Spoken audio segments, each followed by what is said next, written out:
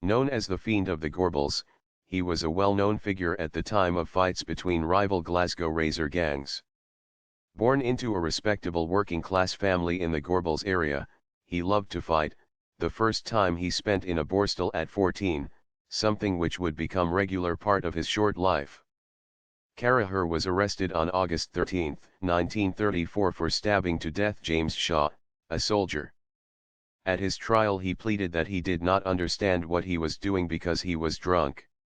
However, he was convicted of culpable homicide, which meant he served only 3 years in prison.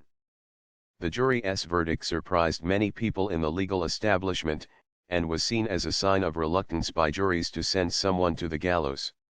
Carraher relished the experience of prison, as lifestyles there were tough and often involved prisoners being subject to knife crime, this being one of his specialties.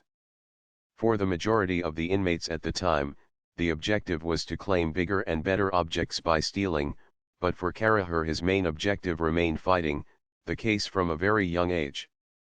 His actions were often influenced by alcohol, as he had developed a serious addiction to it which constantly fueled his anger and inspiration for malicious acts.